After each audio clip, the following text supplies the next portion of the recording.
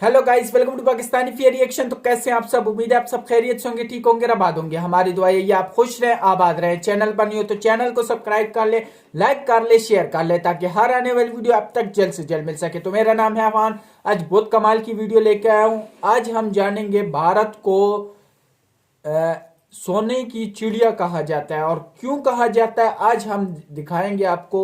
सोने ही सोना है, पूरी दुनिया मान चुकी है कि भारत वाकई सोने का चिड़िया। भारत अपना अगर सोना बेच दे तो पूरे मुल्कों को खरीद सकता है, इतना सोना है भारत के पास। और बिना किसी देरी वीडियो देखते हैं क्या कहते हैं, तो उसके बाद रिएक्ट करते हैं। बहुत कमाल की वीडियो होने लगी है। 3, 2, 1 एंड स्टार्ट। ओए ओए ओए, सोना चेक करो, ये सारा सोना है भाई साहब। ये वाले भाई, ये वाला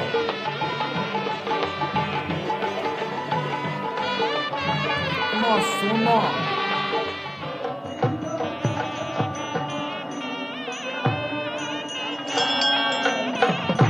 कि नॉर्मल कितना हैवी में भी ज्वेलरी वगैरह काफी उन्होंने ज्यादा पहना होता है। हैवी ज्वेलरी जो है वो उन्होंने कैरी की होती थी।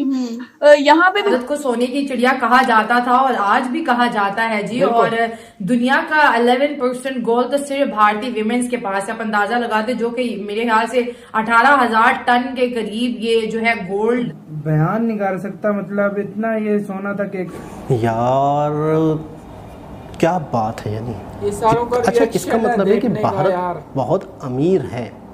सोने की चिड़िया वो बता तो नहीं, ऐसी थोड़ी कहा जाता है। बिल्कुल। पास भी होते हैं और 8 किलो के जूते और फिर वो जो तीर कमान और इसके साथ साथ हीरे जवाहरात और 5,000 अमेरिकन डायमंड्स का राम टेम्पल का नेकलेस भी। ये कि यहाँ पर चढ़ावों के तौर पे गोल्ड दिया जाता है, मतलब अपने भगवान से, अपने परमेश्वर से लगाओ, एक अकीदत। जय हिंद दोस्तों, अयोध्या राम मंदिर में प्रभु श्याम का आगमन होते ही प्रभु श्याम की कुछ फोटो और वीडियो इंटरनेट पर बहुत ही तेजी से वायरल होना शुरू हो चुकी हैं। और ये फोटोज वीडियो इतनी ज्यादा वायरल हो रही हैं कि पाकिस्तानी मीडिया भी इन पर अपनी प्रतिक्रिया दे रही है। भारत को सोने की चिड़िया कहा जाता था और आज भी कहा जाता है जी। और दुनिया का 11% गोल्ड तो सिर्फ भारतीय विमेन्स के पास है। आप अंदाजा लगाते जो कि मेरे ख्याल से 18,000 टन के करीब ये जो है गोल्ड, और जो दिवाली में गिफ्ट दिए जाते हैं ये वो सिर्फ विमेन की बात करें। हाँ। गोल्ड के रिजर्व तो ज़्यादा गवर्नमेंट के पास भी होते हैं और 8 किलो के जूते और फिर वो जो तीर कमान और इसके साथ साथ हीरे जवाहरात और 5,000 अमेरिकन डायमंड्स का राम टेम्पल का नेकलेस भी जो है भगवान राम को जी गिफ्ट किया गया है। इसके अलावा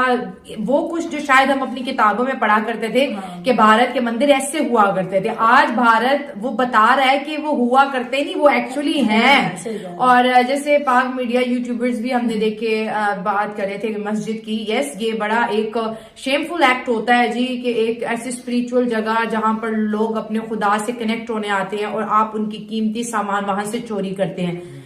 मेरे बाबा के साथ भी ऐसा हो चुका है। एक दफा नहीं, ईद की नमाज में ये बहुत या जुम्मे के दिन एक दफा नहीं कई बार हो चुका है कि जूता जो है चोरी हो जाता है। और इसलिए लोग बोलते हैं कि जब आप जुम्मे वाले दिन या ईद वाले दिन नमाज पढ़ने जाओ तो घर के सब से मतलब कि ठठारा जूती पहन के जाओ, जो चोरी भी हो जो दुख ना हो। और अगर मैं अपने बाबा की बात करूं तो वो हमेशा बहुत अच्छे जूते पहनते हैं। कुछ अब दरअसल राम मंदिर में प्रभु श्री राम की प्राण प्रतिष्ठा होते ही जब प्रभु श्री राम का चेहरा सबके सामने आया तो न्यूज और मीडिया ने प्रभु श्री राम की कई सारी फोटोज और वीडियोस इंटरनेट पर अपलोड करना शुरू कर दिया। ये फोटो और वीडियो इंटरनेट पर आते ही वायरल होना शुरू हो गई और लोग इन्हें भर भर कर शेयर कर रहे थे। प्रभु श्री राम की ये फोटो और वीडियो इंटरनेट पर इतनी ज्यादा वायरल हो गई कि पाकिस्तान की आम जनता से लेकर पाकिस्तान की मीडिया तक ने इन पर अपनी प्रतिक्रिया देना शुरू कर दिया। अब हुआ ये था कि इन फोटोज और वीडियो में ये साफ साफ दिखाई दे रहा था कि भारतीय हिंदू लोगों ने अपने आराध्य को कितनी बड़ी मात्रा में स्वर्ण आभूषण उपहार में दिए हैं, क्योंकि प्रभु श्री राम ने जो अपने गले में स्वर्ण आभूषण धारण किए थे तो उनका वजन बहुत ही ज्यादा था और ये 24 कैरेट शुद्ध सोने के बने हुए थे। इन स्वर्ण आभूषणों में कई प्रकार के विभिन्न ऐसे रत्न जड़े थे जो कि बहुत ही ज्यादा रेयर होते हैं और इन्हीं सब कारणों की वजह से इन स्वर्ण आभूषणों की जो कीमत है वो लाखों में नहीं बल्कि करोड़ों रुपए में थी। और इसीलिए इन स्वर्ण आभूषणों की कीमत सुनकर पाकिस्तानी मीडिया के भी होश उड़ चुके थे। किस तरह से अपनी नजर रखते हैं अगर हम बात करें राम मंदिर की, तो पाकिस्तान के लिए एक बहुत बहुत ज्यादा दुख वाला ये शेमफुली बात है, इमोशन बिल्कुल। कह लें या जो भी इसको समझ लें कि पाकिस्तान की इसके साथ बहुत ज्यादा फीलिंग्स जुड़ी हुई थी। तो आप इसको किस चीज की, किस नजर से देखते हैं राम मंदिर की इनोग्रेशन को? नहीं, मेरा पहला सवाल तो ये है, पाकिस्तान की क्यों जुड़ी हुई थी फीलिंग्स? क्योंकि बाबरी मस्जिद का इंसिडेंट था इसके साथ। नहीं तो बाबरी मस्जिद का पाकिस्तान से क्या ताल्लुक है? हमारी मस्जिद थी और लोग आज भी उस चीज को बड़ा ज्यादा इंडिया की याद करते मस्जिद हैं। थी, इंडिया की हाँ, मस्जिद थी। लेकिन इबादत गाह तो मुसलमानों की थी ना। इंडिया में मुसलमान नहीं है हैं, बिल्कुल हैं। तो पाकिस्तान को क्या मिर्ची चली थी? और पाकिस्तानी कहते हैं कि भाई इंडिया ने हमारी मस्जिद पर कब्जा किया और तोड़ के तो अपना मंदिर बना दिया। तो इस चीज को मैं नजर रखते हुए आपसे सवाल किया है। नहीं तो पाकिस्तानियों को ये नहीं पता कि 1977 में जो एक्सकवेशन हुई थी वो के मोहम्मद नाम के एक आर्कियोलॉजिस्ट ने की थी, जहां से नीचे से खंबे निकले थे, ठीक है। और उसके बाद 2003 में फिर एक्सकवेशन होती है जिसके अंदर फिर 70 खंबे, मूर्तियां 70 खंबे। और दीवारें और उसके अंदर कुछ मगरपर नाला और भी बहुत सारी चीजें निकलती हैं। लेकिन दिव्य, उसके बाद पाकिस्तानी ये भी कहते हैं कि भाई अगर हम पाकिस्तान के अंदर भी अगर कोई मंदिर डिमोलिश करें तो उसके नीचे से भी कुछ ना कुछ निकल सकता है। इतनी पुरानी सदी जो करो, चीज बनी हुई थी उससे करो। बनी हुई थी। मंदिर के नीचे से बिल्डिंग मिल सकती है पर मंदिर के नीचे से कभी मस्जिद नहीं मिल सकती। हम्म अगर मस्जिद मिलती है, करो। पूरी दुनिया में ना चर्च मिलेगा, ना मस्जिद मिलेगी मंदिर के नीचे से, ना सिनागॉग मिलेगा। हम्म अगर कर सकते हो तो कर लो, ढूंढ लो नीचे से। बिल्डिंग निकल सकती है, घर मिल सकता है, लेकिन किसी और की रिलीजियस प्लेस कभी भी मंदिर के नीचे से नहीं मिलेगी। आज तक तो नहीं मिली पूरी दुनिया में। मस्जिदों के नीचे से तो मिली है। और इंडिया में ऐसी करीब 3000 मस्जिद हैं जिनके नीचे से मिला है। 3000? एक नहीं, और वो दो भी नहीं, साइंटिफिक प्रूफ 3000। पे सुप्रीम कोर्ट में जाता है केस। सुप्रीम कोर्ट में सिर्फ एक्सकवेशन थोड़ी ना रखी गई है, एक्सकवेशन के साथ साथ मुगल टाइम के रिकॉर्ड्स रखे गए। 18th सेंचुरी में जो ब्रिटिश फ्रेंच ट्रेवलर्स थे, जो आपके इंडिया ट्रेवल करने आते थे, यहाँ पर लिखते थे, उनकी किताबों को रखा गया है। फिर 1857 वगैरह उसके बाद ये पूरा टाइम ये सारा ब्रिटिश एरा था, तो ब्रिटिश एरा के सारे डॉक्यूमेंटेशन रखे गए अंग्रेजों के।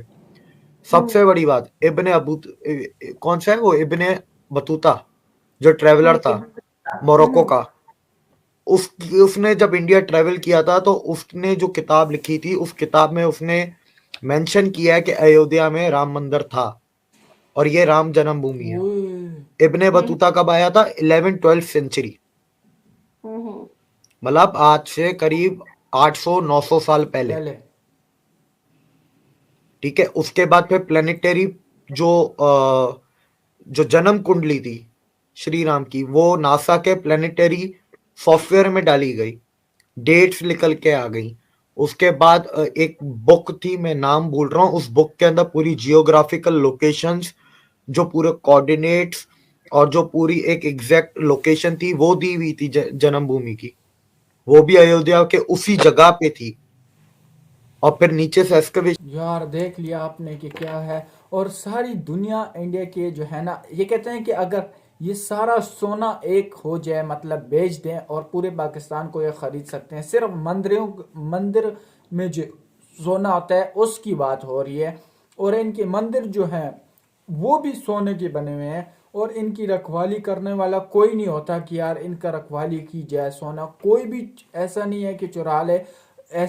ऐसा है ये देश, मतलब एक दूसरे के साथ ऐसे हैं देश, तभी तो आगे बढ़ रहा है।